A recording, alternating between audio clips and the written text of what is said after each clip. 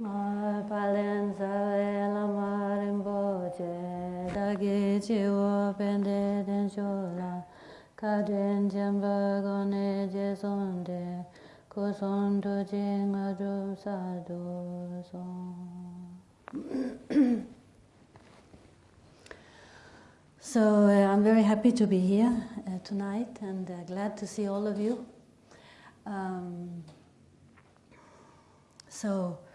Yes, we are meant to talk about emotions, fear, negative emotions. Now, I think we could approach this from many different angles. I have recently run a course in Samye Dzong London called, what was it called?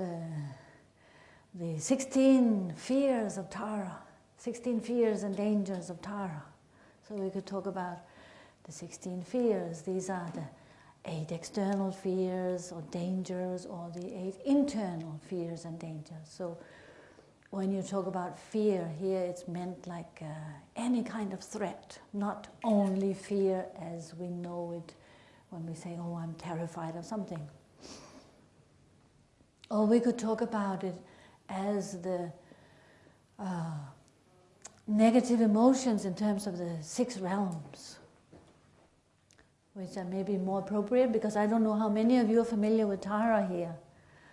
But in any case, the Buddha talked about the 6 realms, right?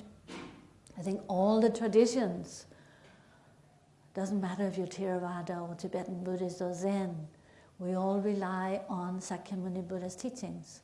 We come at them from different angles, and sometimes we call it Theravada, we call it, Southern Buddhism, Northern Buddhism, Hinayana, Mahayana, Vajrayana, whatever, but all of it is Sakyamuni Buddha as the source. And the Buddha talked about the 6 realms of experience, or the 6 realms of existence.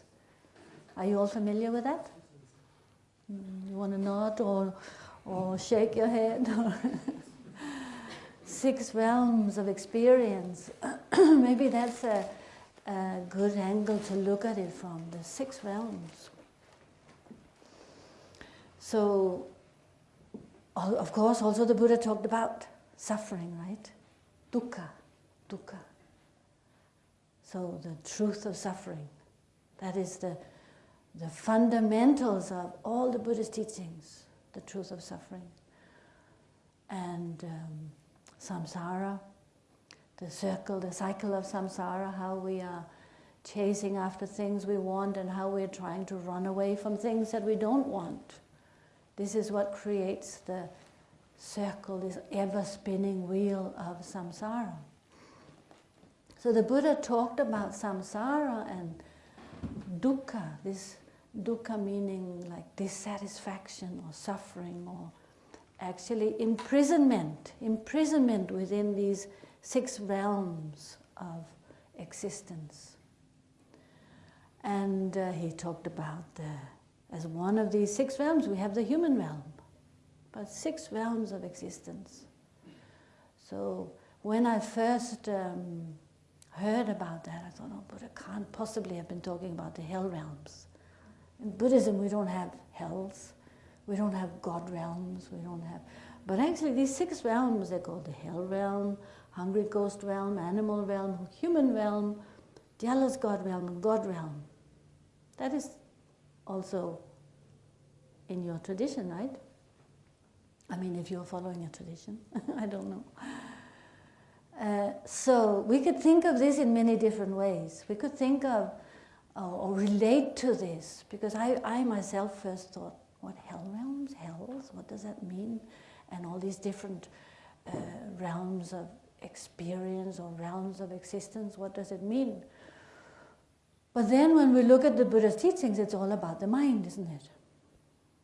Even our human realm experience is a mental experience. We talk about ultimately everything is mind. We talk about body, speech and mind, but ultimately all of it is our mental experience. So we can think of these realms as mental experiences, and what they relate to. So now I'm getting around to the emotions, what they relate to, all of these 6 realms relate to the 6 negative emotions, and also to the transformation of the negative emotions. You could say that these realms are a manifestation of the negative emotions.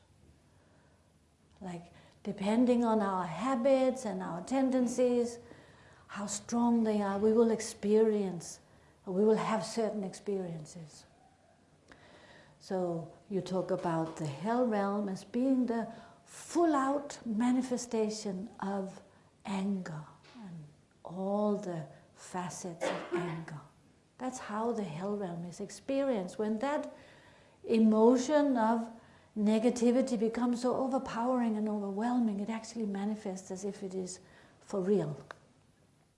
So that's what you call the hell realm. Then you have the hungry ghost realm, where craving, the emotion of craving is so strong that it manifests as a specific experience that seems very real. And you have the animal realm. That's the only one other than our own human realm we can actually see and hear and feel and touch. So the animal realm of, you say, confusion, fear, very much so, ignorance. And then you have the human realm, which is what we call the desire realm, and the jealous God realm, which is jealousy, and the God realm, which is not God as in Christianity, but God realm as a manifestation of pride and arrogance. So this, if we look at those, this is what you call the imprisonment in samsara. This is how we say that if we want to find freedom from suffering, which is what we all come to the teachings for, we're saying we're all looking, we all want to be happy, we all want to be free from suffering. How do we find that? Then we have to first understand what is it that stops us from experiencing happiness. We have to sort of understand suffering first, right? That's what the Buddha first taught, the truth of suffering. And then he taught the causes of the truth of suffering. And then he got around to talking about, well, it's possible to be free from suffering. And how do we do that? The path that leads to the freedom, the cessation of suffering. So we have to first actually know and recognize, be able to recognize the negativities before we can transform them into maybe the opposites or into wisdom. Before we can transform the negative emotions, we need to know what they are. And we also need to know that they're negative. We need to know that they cause us suffering. We need to know and recognize that we all want to be free, we all want to be happy. And there are certain causes, certain habits, certain tendencies that cause us a lot of discomfort to varying degrees. So then, these realms, we can look at them in that very vast way of the Buddha, how he taught us realms of existence. But we can now, in this short talk here tonight, we can look at how does that apply to me then? Because that's what we really all want to know, right? We want to know how does it apply to me and what can I do about it? We have to start with that. So, of course, we're humans, right? We are all part of the human realm. We're human realm existence. But within that human realm, we also experience the whole lot of all the other emotions. We experience anger, and we experience craving, ignorance and fear, jealousy and pride. But the main characteristic of the human realm, of us as humans, is desire. It's easy to see. We're always chasing after things. We're always needing more. We're always sort of having to have the newest, the latest edition, the latest model, the latest, this or that. There's no end to our inventions. We are not satisfied. We can't just sort of go, that's enough. Now I'm content. Now I'm satisfied. Now I'm really just, I have everything I need. Now I can just enjoy, relax, put my feet up. Don't have to run anymore. I don't have to chase anymore. that is rare within the human realm. That is not the characteristic of desire. Desire is chasing. Desire is always wanting more, always wanting something else. So like I said before, desire is what keeps this wheel spinning. The wheel of samsara spinning, where we are either running after things we really want and we feel we have to have, we must have, we desire, we crave, we long for, we feel unfulfilled until we have that, or we are running away from the things we feel are threatening us, that we are afraid of, that we dislike, we find unpleasant, we find, unsettling. So within our experience right here, within the human realm, we have the whole lot. We have, you could say, we are like somebody sitting with a deluxe chart of paint, and we open up our fan and we go, and we have the whole range of emotions there. I'm very familiar with the deluxe. I'm more familiar with the deluxe painting chart than with my own emotions, I think, actually. From painting Tibetan temples, you become very, very familiar with the colors because they are very colorful. So you have all the reds, you have the whole line of reds, and you have the reds and the yellows, you have the reds and the blues, you have the reds and the greens, all the different mixes, and you go over to the greens and the greens and the blues and the greens and the yellows and the greens. Like that, our emotions, they are so varied and so multiple and mixed, isn't it? And to different degrees. So it's not just a matter of hatred and desire and jealousy. It's ignorant desire, or it's jealous anger, or it's pride, proud desire, or proud and arrogant ignorance. So we have, and then of course the intensity varies. So within the human realms, we cannot just think, oh, it's only desire. We know from personal experience, we've got the whole lot. Each single one of us have got the whole lot. But our realm of existence is specifically characterized by desire. Like new iPhone, new computer, next model. Even within relationships, it's like, okay, this one's old, get a new one, get a new husband, a new boyfriend, a new girlfriend. Everything is exchangeable.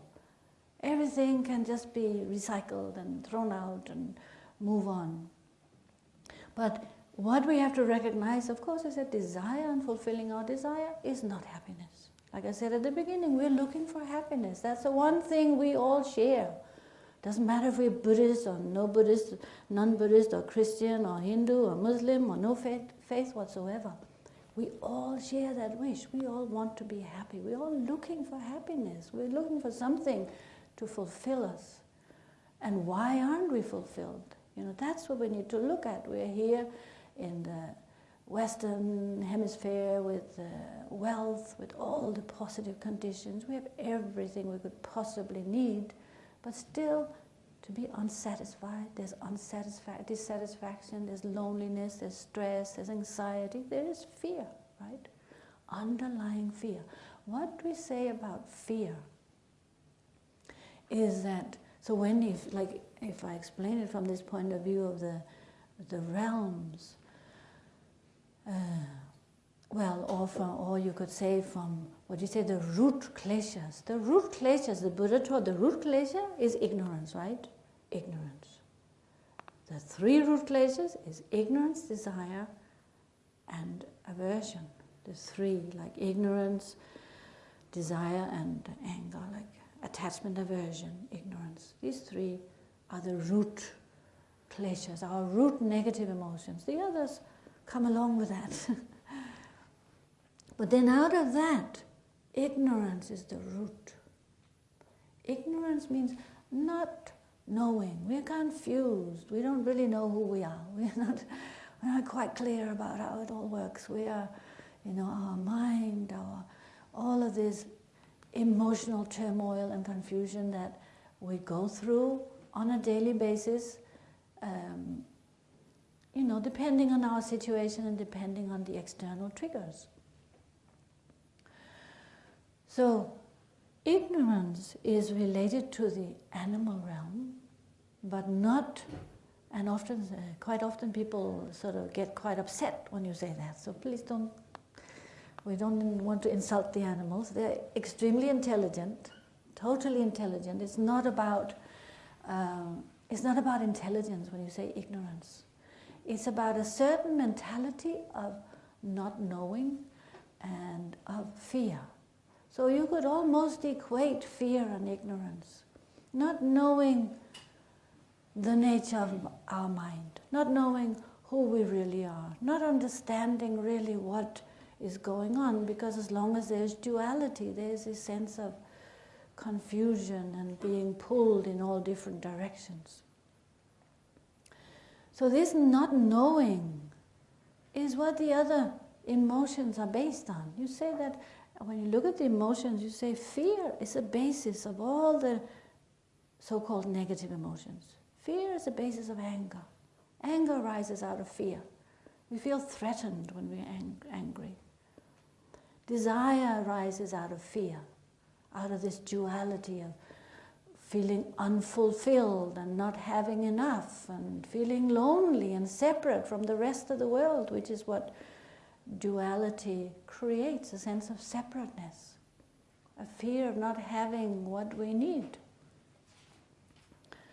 So anger, ignorance, desire, and jealousy. Jealousy is based on fear. Someone else gets better than us. Someone else has more than us. Someone else gets ahead of us. Pride is also based on fear. Fear of losing our position, fear of not being good enough, even though from the outside we might look very confident and very capable and very super top kind of person, but actually it's a pretense.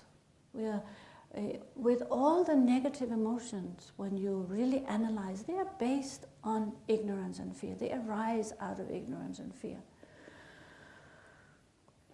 So, so these three emotions, what we need to look at is then, okay, what do we do? What do we do about it? How do they manifest, and what do we do about it? We cannot look at all of them this evening. I'm actually not sure how long is it meant to be tonight? Sure, another half an hour. Another half an hour. That's very quick. We'll go straight to enlightenment.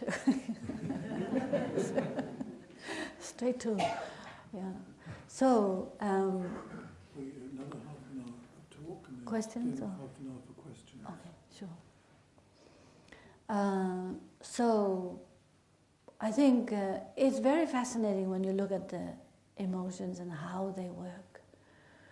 But I think if we look at the remedies, like we are very familiar with, we have to look at the remedies, right? But we also have to be able to recognize at least these three emotions: attachment, aversion, ignorance, and know what are the remedies.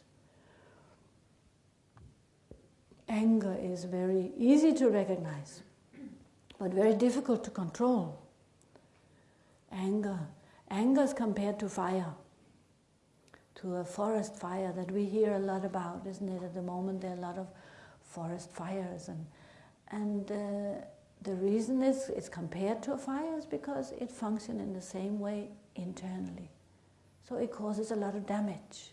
We have to be aware of the damage or the harm of the negative emotions, because if we are aware of the harm, it will help us to be more alert and to avoid getting caught up in anger, for example. So the way a forest fire starts, usually it's by a spark, isn't it? Somebody's out in the forest, they're trying to make a little barbecue, or they're trying to have a bit of fun, and they're lighting a match. There's a very fertile ground of pine needles, and that spark falls on the ground. And if you're not quick or you don't notice it, then very fast that spark will turn into a forest fire. So in the same way for us, when anger arises, there's a little spark. What is that spark? The spark is when you're at the office and your boss says something to you in a tone that you don't like, or your neighbor slams the door, or your children make a lot of noise, or somehow a situation that is a little bit stressful for you. That's the spark. It's not a big deal because it's only a spark.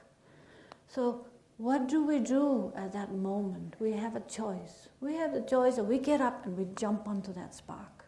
We stamp on it, we trample on that spark in the forest. If we're really quick and we jump up and down, we're okay.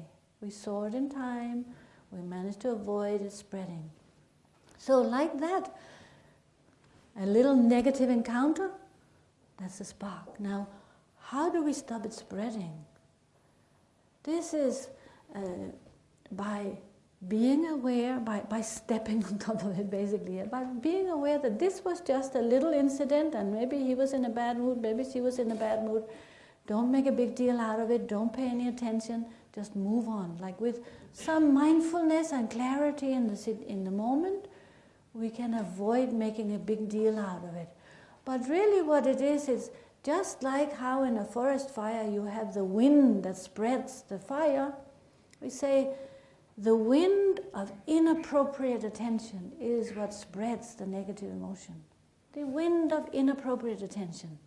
That's a very good term, because that's what we do when we become angry.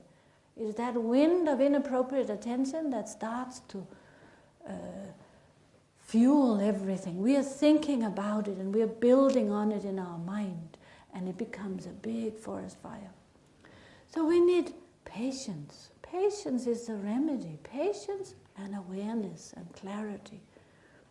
Patience to not allow this little spark to become a big deal.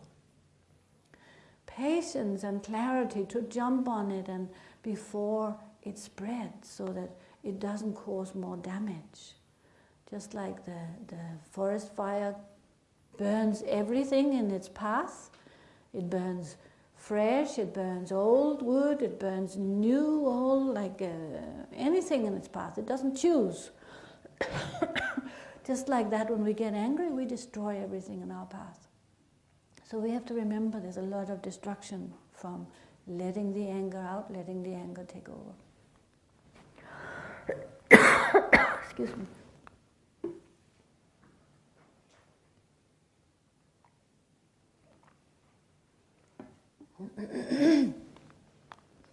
So patience and remembering the harm of the damage that anger creates, because how much rebuilding do we have to do after we've lost our temper? We have to come back and we have to apologize, we have to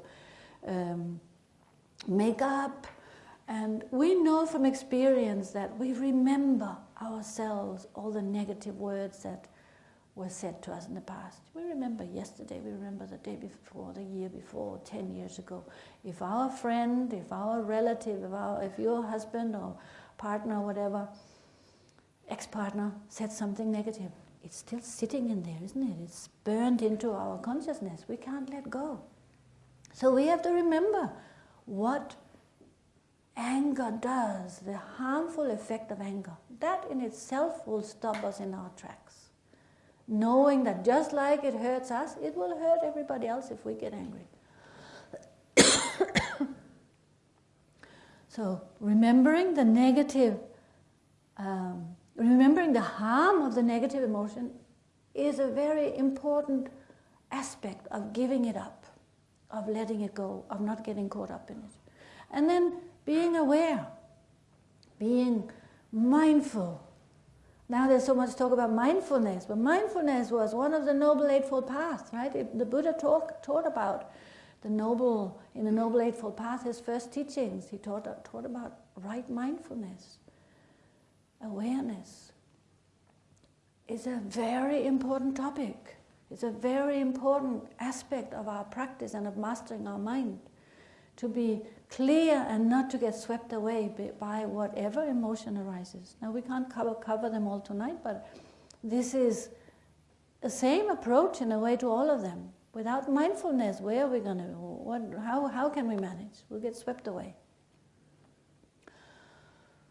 So, clarity, patience, remembering that just like I make mistakes, other people also make mistakes. Maybe they had a bad day, maybe they had a bad day yesterday, maybe they didn't sleep well, maybe they have a stomachache, maybe they have a headache, maybe that's why they are not really so friendly today. So there's all kinds of reasons we can come up with rather than reacting with anger. So we need to apply all of that in the moment. And we have to remember that we are also the one who benefits by not getting carried away by negative emotions. We are the ones who benefit also by being patient. Others benefit and we benefit. So anger and aversion, not getting caught up by anger and aversion, applying the remedies, knowing the harm of it. Even though it feels really good in that moment when we slam the door and we say everything we wanted to say for years, and in that moment when we say it, we really sort of mean it. But when the anger has died down, we think, oh God, no, I really made a mistake. That was actually really, really bad. One of my favorite stories about anger and the effect of anger is one about a little boy and his father.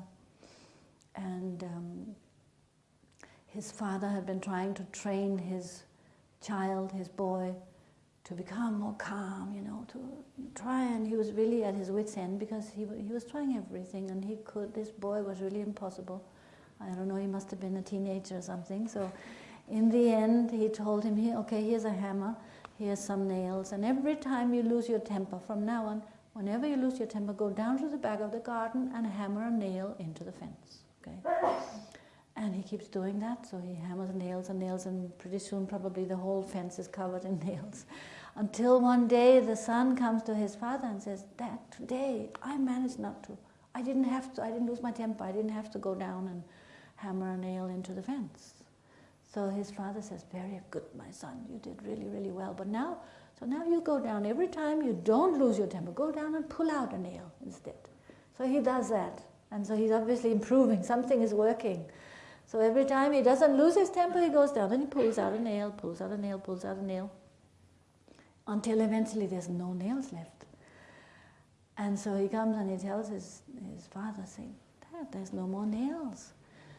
And so he says, very, very good, my son, come, let's go down and have a look at that fence. And so they go down to the back of the garden, and his father says, now look at this, look at all these holes in the fence. That is what anger does. It leaves a scar. It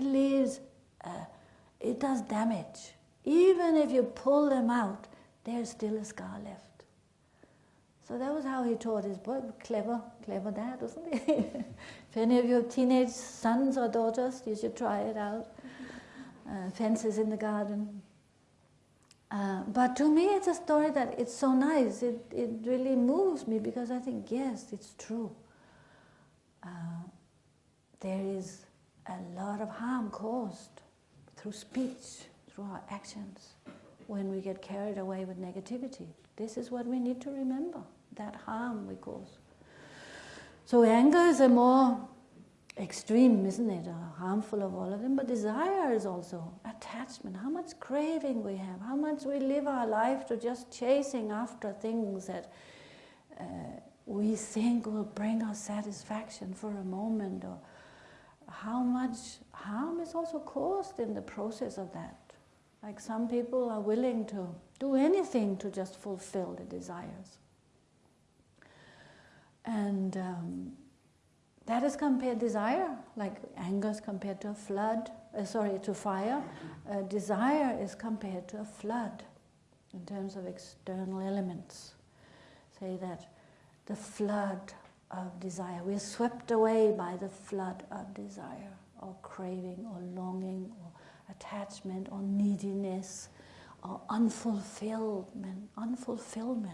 Why is it that we're never complete in ourselves? We need to find that completeness. We're always looking for completeness outside of us. That was what the Buddha taught, isn't it? Don't look externally. It's one of the key messages of the Buddha. We cannot find happiness out there, the Buddha said. Look inside your own mind. You will not find it anywhere else.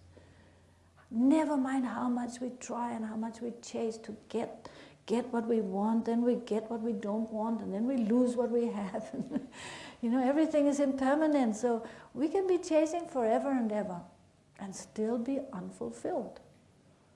Like this, they say, the salty water. We are drinking salty water. There is no end to the chasing externally. If we truly want to have fulfillment, we need to find inner stability. We need to be content with who we are, what we have, where we are, right here and now. Not always be looking for some other place, some other time, some other environment, some other people, thinking that if only, then everything would be perfect. That situation never comes. We only have the here and now. We only have this moment. This is what the Buddha taught, like desire is something else, isn't it? Desire is different from right now. Desire is in the future. Desire is chasing into the future. But the Buddha said, look into your own mind and find contentment and fulfillment. So how do we find that? How do we even start? Because in our society, it really is based on desire and encouraging desire. Wherever we look, we are bombarded by advertisements, bombarded by messages telling us that this is definitely what you should have. This is definitely a good thing to have. You should definitely get it. And the whole environment is consumer society is one thing, but even if we were not in a consumer society, I doubt that we would be content.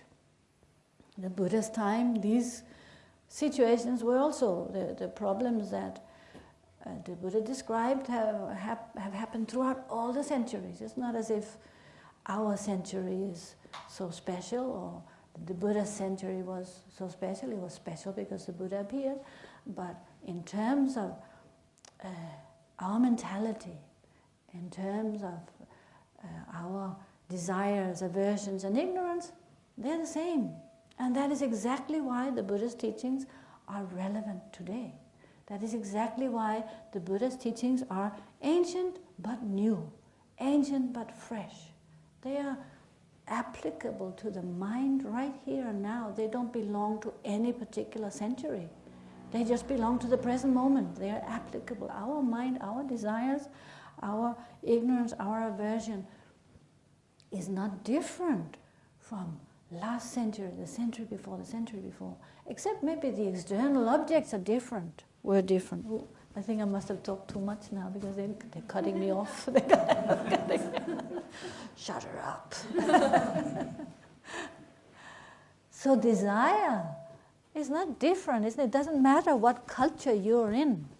What culture you're in, like desire is still desire. Aversion is still aversion. Ignorance is still ignorance. Our external culture is different, the external objects are different, but our mental suffering and negative emotions were exactly what the Buddha talked about. No, they're not different today than they were at the Buddha's time. That is what makes the Buddha's teachings timeless, utterly timeless. Utterly beyond culture, beyond time, beyond place, because they're about our mind.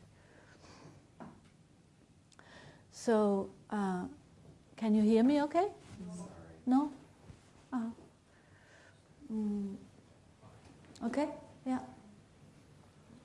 So, in terms of desire, so how do we go about transforming desire? Desire is being unfulfilled.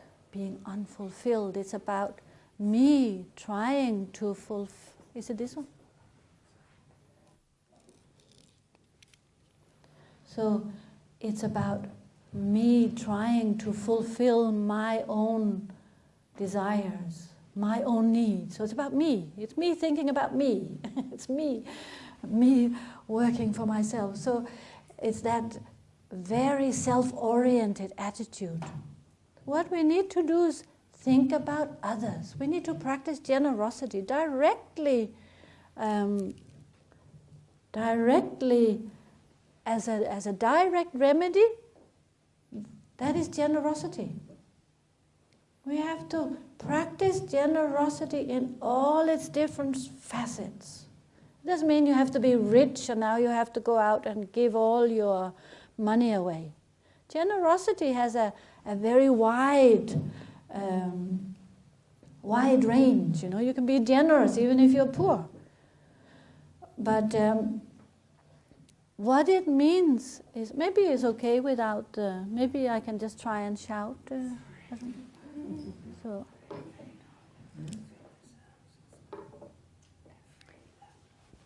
So I think generosity, you talk about generosity of material things, generosity of protection or kindness, generosity of time. There's all different ways we can practice generosity, but what it means is that by practicing generosity, we're thinking about others. We're training ourselves to give up that it has to be all about me. And we think about others who, just like me, want to be happy, who, just like me, want to be fulfilled. And it's a bit like if we have a big spotlight on ourselves. Me, my needs, what I have to have. And instead we kind of go like, let's turn that spotlight out and look at others. Let's turn that spotlight around and look and see what can I do to help fulfill the needs of others. That is actually a remedy. It's like the opposite. It's the opposite of what we think we have to do to be fulfilled. The minute we stop thinking so much about ourselves, the more fulfilled we will be, strangely enough. The more content we will be, strangely enough. The more satisfied by caring about others, letting go of our own needs. So in terms of transforming craving, of course we also need to be aware, like before, of the negatives of craving, the sort of poison that is there within that craving mind. And by bringing in awareness and mindfulness, we don't allow it to overpower us. And instead we try to apply the remedies of thinking of others, kindness, compassion, thinking of ways we can help others rather than my own needs. So those are very basic things that we can all apply and we can all try to think about. I think one of our main weaknesses is that we forget. Very simple thing that we forget. We have heard many teachings, we have read many books, but when it comes to the crunch, we forget what we have to do. We forget to apply ourselves at that moment. That's a key point. We must remember. That's part of mindfulness. Vigilance. It says mindfulness. Be mindful, be vigilant, be aware, remember. Then slowly, we start to change our habits. That is what meditation is about. You do sitting meditation, you do formal meditation, and you do post-meditation. So in between formal meditation sessions, you try to apply yourselves in positive ways through practicing generosity, practicing patience, practicing mindfulness, practicing rejoicing which is the remedy for jealousy, practicing seeing the sameness of all beings, which is the remedy for pride, recognizing that we have no need or reason to be proud because actually everything we have learned and everything we know all the skills we have and all the qualities we have, they come from someone else. They come because we're all, connected, and someone else learned before I did, and they taught it to me. There's a part of my own efforts within it, but really without anyone, without everybody else, we would be nothing.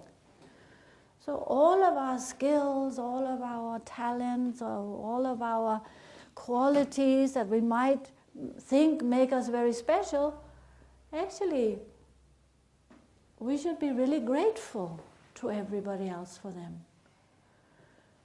So that is the remedy for pride. Pride, jealousy, craving, anger, what have we forgotten? Ignorance, fear. So clarity is the opposite of fear. Fear and anxiety and worry is when our mind is very, very busy, very confused, very busy thinking, very busy imagining all the different possibilities that could arise. That's fear. So what we need to do is bring in clarity, meditate, be present. Then there's no room for fear. There's no room for that worry and that sort of all the different possibilities that we have in our mind, that anxiety, stress and fear is. It all depends on how present we are. So meditation, of course, meditation. Meditation, number one, because through meditation we develop and we increase our mindfulness and our awareness and our remembrance. So we need to meditate. We have to train our mind, like the Buddha said in that famous verse from the Dhammapada, to give up negative acts, to practice positive acts, to tame your mind. That is the teachings of all the Buddhas. Nothing else. We cannot do without these three things. We cannot manage without taming our mind. We cannot manage without meditation. We must meditate. We must train our mind. But it is not done only in the session. It is done in session and outside of session, what we call post-meditation. And it's done through all the different applications of what we've just sort of looked at now. So we can stop there if you have any questions, if that's okay. Yeah. Is that okay, Desmond? Is that a good place to stop? Good time to stop? Yeah. Thank you. It was a wonderful talk. Really wonderful. It was so good to hear you going through all the different aspects and the emotions, which we forget about. Questions?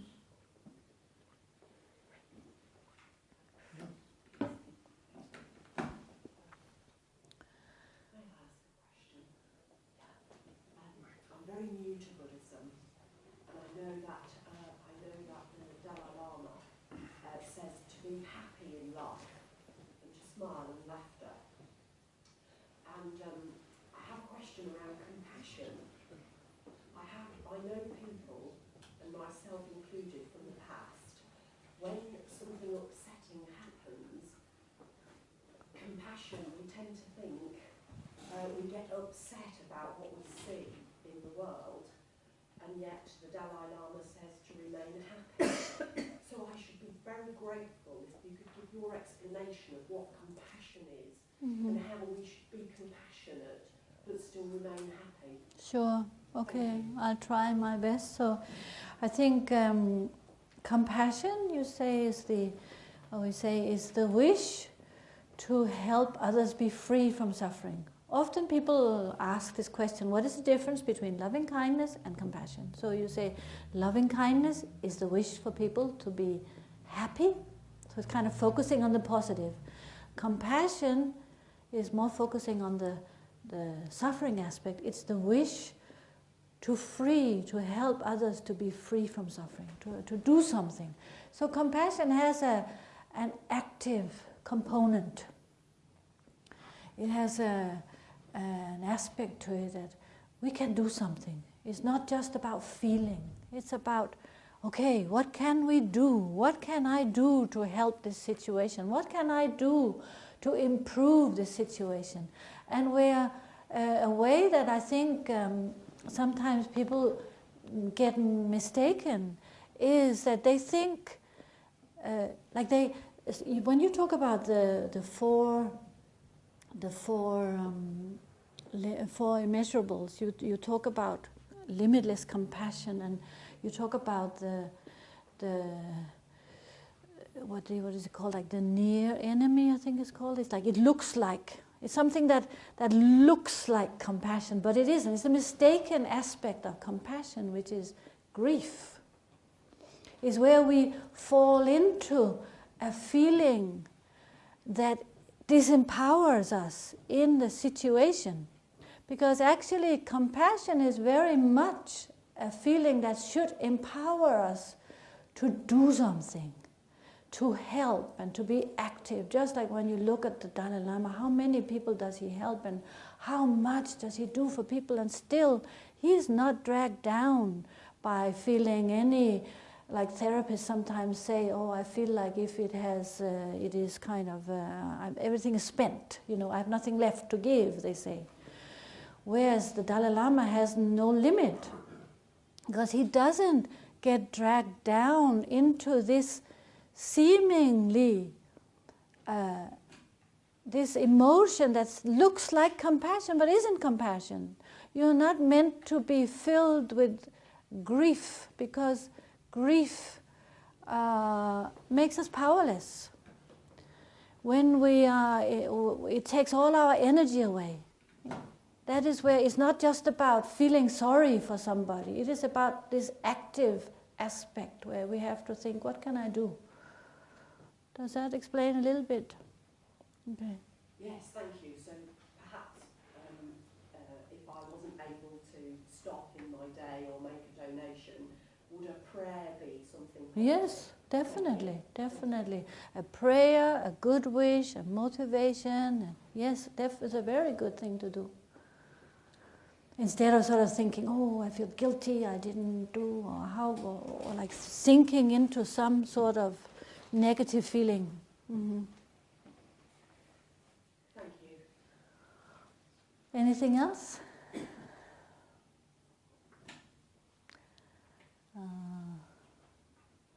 Yes, well, people do tend to think that compassion is feeling with the other person, don't they? And so you do get people getting very depressed in the presence of suffering. And that has to be resisted, as you say. Strength and... I think empathy. Empathy is part of it, like feeling you understand what the other person is going through, maybe. So there is a sense of, yes, there's suffering there, but that you are not helping anything by getting lost in sadness or grief. But the understanding and empathy, I think is part of the compassion, along with the active. But sometimes we cannot do anything. Then we also have to accept if we cannot do anything. But like you say, then we can at least do a prayer, and we can have the mental wish that in the future, may I be able to help others. In the future, may I be able to do something. Because actually, how often is it that we can do something? It's often not possible for us to really change a situation. We don't necessarily have the ability, the wisdom, the capacity, the power, or the position to be able to help others.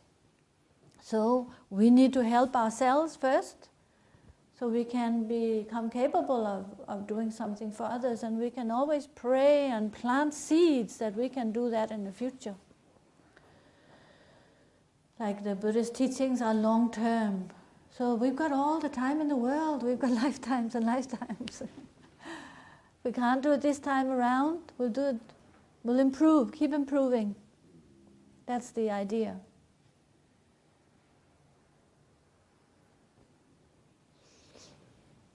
Yes.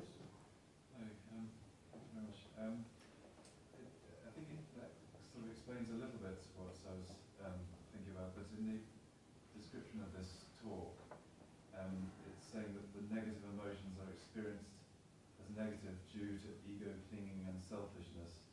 If experienced directly, they are just energy which we need as part of life and living. Mm-hmm. Yes. Say a little bit more about that? Sure. Like, of course, it's very limited what we can cover in one talk. But yes, the reason you say, like the reason the negative emotions are negative or kleshas is due to ego clinging. What makes something a negative emotion, a klesha, as it's called in Sanskrit, or not, or a wisdom, is whether there is ego clinging or not. So that's why it says, in essence, that those emotions are just energy. In essence, if you look at anger, it's a very effective energy. It's very energetic. You could do a lot. When you are angry, you have so much force. So you talk about the opposite wisdoms of those specific qualities of the energy of that emotion becoming a wisdom when, through our training, we gradually we polish off all of the stains of ego, and we purify all of our habits, and we come to find that inner shining Buddha nature of non-duality, understanding of the mind. So that is the wisdom aspect, that in essence those negative emotions hold that, like we already have the wisdoms within us, but the wisdom is obscured.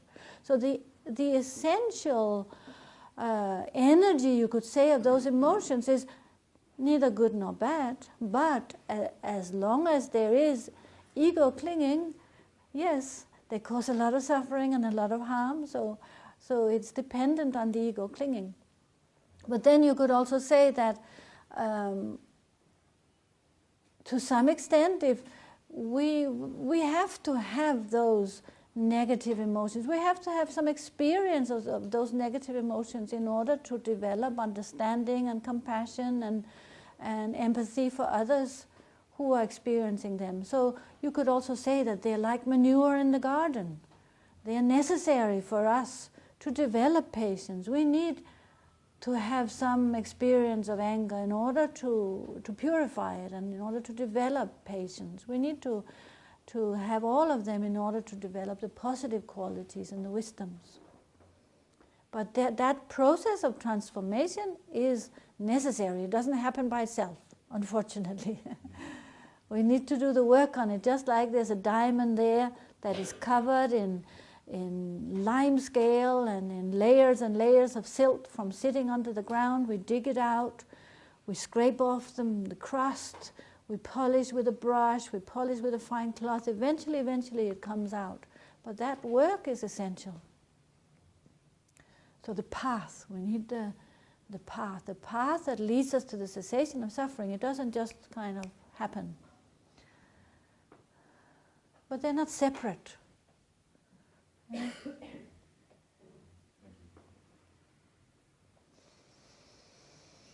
So how are we? I don't know how long we are meant to go. Have you time? Yeah, okay. But if people don't have... I think people are, generally speaking, quite frightened of their emotions, generally, my experience. Particularly negative emotions. Find them very frightening and disturbing. Very painful, isn't it? The practice, I think, enables you to feel, does it not? It opens you up so you can actually... To notice it more, maybe? Notice your feelings. We're very cut off, really, aren't we, generally? But, Anyway. Yes. I'm not sure this is relevant, but the concept of anatta, or not self, how does that interplay with the themes you're talking about? not like this is what we call duality, self or no self, like non-duality. So this ego clinging, and yes, that's the whole. That's the crust of the matter. You could say a crux. What do you say? The crust or the crux? The crux. The crust. The crux of the matter. This is the key point. This is ignorance, and it's about ignorance being the root. Ignorance of this belief in a self. This is our confusion. This is where we go wrong, and this is what the whole path is about: waking up from that confusion, gradually coming to that recognition of no self, and in that process we free ourselves from certainly the negative emotions and all the qualities arise of the Buddha qualities of fearlessness. If we're talking about fear now, we only truly find fearlessness when we come to this non-duality and no self. That is one of the qualities of a Buddha is fearlessness. But as long as we have a sense of self, then there is other, and then there is, as long as there's uncertainty, as long as there is like impermanence or uncertainty. I think it's a very good Ajahn Chah. I read one of his books recently, and when he talks about impermanence, he talks about uncertainty, how everything is uncertain. Everything in our experience, we cannot find any certainty. If there is a sense of self, there is a sense of uncertainty. That is a problem, right? that is what we have to go beyond. Whatever name we give it. But so when we truly find that the cessation, or what the Buddha talked about, the cessation of the suffering, then that is fearlessness. That's all the qualities, the complete qualities of a Buddha, of compassion and wisdom and loving kindness, non-duality, no self. But total wisdom that has the ability to see what is beneficial, like what is not. But for us, I think it's very important. We need to learn to just be a little bit more skillful, on a very basic level. I think what we all, certainly I can speak for myself, just become a little bit more skillful in how I handle my responses to external triggers. To me, that's such a, like it kind of paints a really good picture of what, this is where we go wrong, how we respond to external triggers, because we always blame, it's out there, right? It's out there. It was the neighbor, it was the boss, it was a partner, it was the children, it was a whatever. But it's not out there. It's our responses to all these external triggers. The external triggers are there. They're always going to be there. That's why the Buddha said, we cannot cover the whole path, the whole world in leather. We can cover our shoes in leather. So we need to become skillful, just on a very personal level. I need to work on my own mindfulness, my own awareness, and how I respond when something suddenly happens, because that's where we go wrong. Somebody jumps from behind the door and like, or somebody speaks to you aggressively, and in that moment we lose our awareness and we respond with aggression, and then it just spirals out from there. So becoming more skillful in handling our own responses to these external triggers, which are never going to go away. We can never expect our situation to be perfect. We can never find perfection. And why not? And why not? Because of uncertainty, because of impermanence, because everything is always changing. So it's a lost cause if we're looking externally. Can I ask a question? You've referred to responding to external triggers, but you've also talked about obviously the ego and the voices, things that we have, the seeds that have been implanted in us from maybe a very, very young age. And you've talked about recognising the external triggers that we can react or respond to, however we choose. If you're reacting, you can't choose. But what about those internal triggers that have been planted? How does one recognise when they're coming up? I think you need to observe in your meditation, where does my mind tend to go? When I sit and meditate, or even outside of meditation, but your meditation is a very, very good place to start. It's easier than when you're busy. So which alleyway does my mind always wander down? Which of all the many, I'm in a roundabout, and there's this way, there's that way, there's this way, there's that. And then somehow I always tend to end down the same alleyway. I go that way. Someone else would maybe go that way or go that way. But I have my own little alleyways that I tend to go down. That is the ones we need to be aware of. It says, work with the strongest tendencies first. Work with the strongest emotions first. We can't work with everything. We can't just change everything. So we need to start somewhere. The place we should start is, where are the strongest tendencies? The way we know what the strongest tendencies are is, that's where I keep getting caught up in that same old story. Same old story that plays itself out again and again and again. It might be something about the past, it might be my childhood, it might be this, it might be anger. It's like you might sit down and be perfectly at peace when you sit down. When you get up, you're all worked up and stirred up because you went down that alleyway. You forgot. You were not mindful. You got sidetracked. You got distracted. It's distraction. That is how we know. My repeated distractions is my main tendency, and that is where I should pay special attention. So then slowly we start to change those habits. Yeah, probably my question is related to the lady asked you. When you mentioned about the emotion anger, and then you said we need patience, but I've been reading quite a lot of Buddhism books, and then I think this point I'm still a bit confused about, because lots of books said, like when you have some kind of like angry emotions, you have to just watch, but not do anything. And because when you said about we need patience, it sounds a bit like you tried not to do something and you have to stop being angry, but it's quite opposite concept, like you have to watch, but actually you watch it, it means you should have a patience. Yes, I kind of get the idea.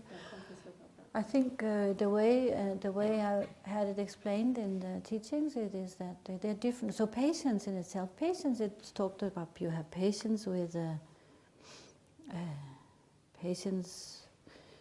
Well, there are different types of patience, but actually in terms of us being patient with a particular situation, it would depend on how what we're capable of. If we are not capable of managing, then the advice that is given in some of the texts is, it says, become like a piece of wood. It's an aspect of patience. Become like a piece of wood. That means you remove yourself from the situation. You don't do anything. Rather than trying to respond, you just don't respond, because you cannot respond in a positive way. So at least you don't make it worse by responding. So you become like a piece of wood. You just walk away, go for a walk, don't say anything, don't do anything, and then when things are calmed down, then you can come back and deal with it. That's already skillful. That's already doing well, because you're not making the situation worse. But then if you do have the mental space to deal with it even sort of a bit more, then maybe you don't have to remove yourself from the situation. Maybe you're calm enough in yourself where you can start to think and analyze and say, well, this person is being unreasonable, and maybe it's for that reason, maybe it's for that reason, and I'm sure he's not happy, or I'm sure she's not happy. And if you have the mental space to not react with anger, that's a form of patience. It's that kind of patience. It's not that you have to press anything down. It's more like having spaciousness in the situation, I think. Thank you.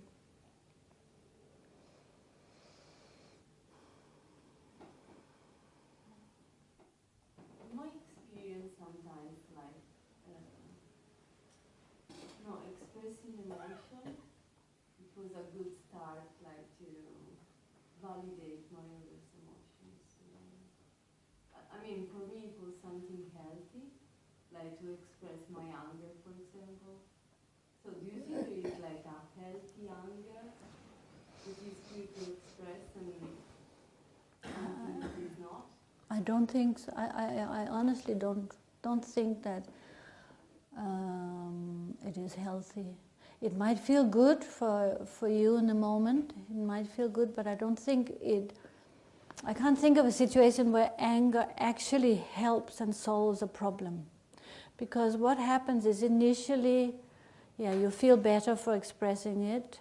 Maybe the person you're expressing it to might accept it in that moment, but mostly that person will then go away and think about what you said, and if it was said with anger, it will create anger in the other person, and then they will come back to you a week later. Initially maybe you think, oh yes, great, it cleared the air. Then a week later that person comes back and says, what did you say and how could you do this? And then the whole thing starts turning up again. Often it's like that. It's like that ping pong ball that you see going backwards and forwards on a small scale, in relationships, on a bigger scale between neighbors, on a much bigger scale between countries and wars and that. It doesn't solve anything. It doesn't solve anything, and it doesn't cut through. It doesn't change our tendency. It doesn't help you to change your tendency to be angry. Well, maybe just to validate, like, our own experience sometimes. I mean, this is my experience, like, when I first validate, like, all, basically, I kind of use anger to validate all the other emotion that I was feeling because of the relationship.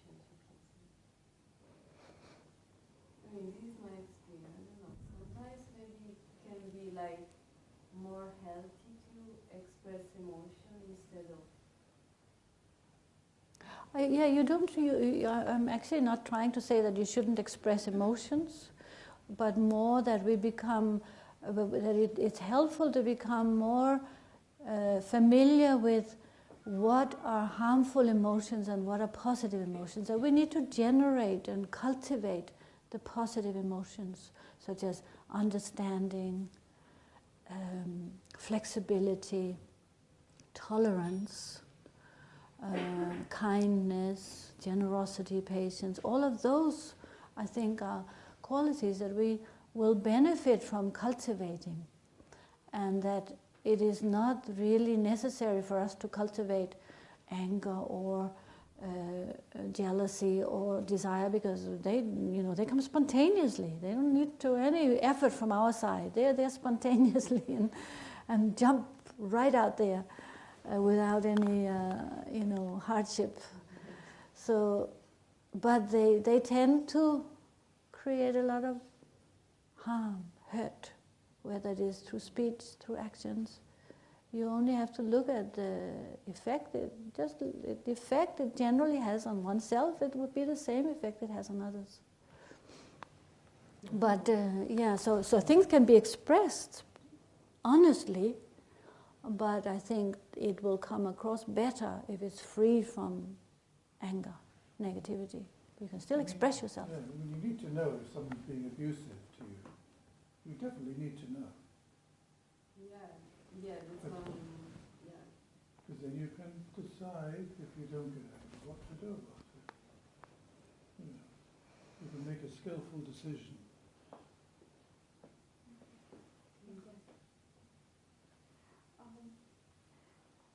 What do you do when you are in a stage or you most of the time have an awareness of when these negative emotions are coming up, but you then feel ashamed of them? How do you become compassionate towards yourself, not to feel guilty when you recognize these negative I think to recognize this is we're all the same in that lot. We're all the same. We all experience the negative emotions. There's no one who doesn't have anger, desire, jealousy, pride, unless you're a Buddha. And that also you need to apply patience to yourself, generosity to yourself. Like, so, yeah, in that sense. So you're saying how do you? What was the actual? Say that again. Sometimes I feel a sense of shame Mm-hmm. on some emotions, Mm-hmm. which I know that I should not be having, but I still cannot resolve them completely. Mm-hmm. And I'm not sure how to be compassionate and patient Mm-hmm. and loving towards myself. Mm-hmm. Well, I think if there is something that you're not sure how to be loving to yourself. So it's in the same way as we are loving to others, we should be loving to ourselves. We should be accepting of our shortcomings. Yeah, give us each moment we have another chance. In a way, with meditation, it's like that. When we meditate, you sort of get the familiarity with meditation. You see that each moment we have another chance. Each moment we start again. It's about not holding on to the past, right? Whatever we've done, we move on and we start again, and we make a new motivation to improve and to do our very best. I think as long as we do our very best in a situation, then we should be content with that. Not to dwell on what we have done in the past, but to try and change our tendencies that we feel are harmful, but not to dwell. I think shame or guilt is a sort of it's a bit again of a feeling of being stuck, I think. I remember Lama Yeshe, our abbot, saying that in the West we talk a lot about guilt and shame, and he said it's a bit like if we've got a big pile of dirty laundry and we say, oh, I have so much dirty laundry, oh, it's so bad, it's so much dirty. We should just wash it, just put it in the washing machine, just do something about it, wash it, clean it, don't get stuck on the fact that, okay, we've done this, we have those tendencies, we are like that, or we did that before. Apply yourself to in the present moment and do something positive. That's the remedy. Just move on, don't get stuck. I'm saying all these things like if it's easy, but I know it's not. For all of us, it's not easy. But this is the wonderful joy of having found the Dharma, isn't it? That there is tools for us to work with our mind for every single situation we're in, whatever we are experiencing. We can apply the methods. We have something we can do. We have some way, we have some method to deal with our experiences. And there's something very positive and that we can appreciate in that. This is when I first found the Dharma, I thought, this is amazing. I still think it is amazing. But isn't it amazing? Isn't it amazing? I think we are identifying with our thoughts. We are identifying with our feelings. When I came to the Dharma, I thought, this is who I am, this is me. Oh, my backpack carrying all my problems, carrying all my past, carrying all my issues. And I thought, this is my bad lot, I'm such an unfortunate person. And then we recognize it's just my misunderstanding. I'm identifying with something that doesn't even exist. It's just thoughts. It's just thoughts. It's just us learning to deal with thoughts is a key in meditation. Instead of identifying with and holding on to all this stuff and all these ideas, we need to learn to let go. And then it's like we put down that backpack. Or we recognize there was really nothing worth carrying in that backpack. So I'm sorry that I don't have a lot of jokes to tell you. It's all about hardship, all about suffering. So it can be very shocking for people, though. They come into the Dharma and they want to feel peaceful, and suddenly they feel intense hatred towards somebody, or in terrible envy for the first time in their life. They think, why did I do this? Why did I, start this practice?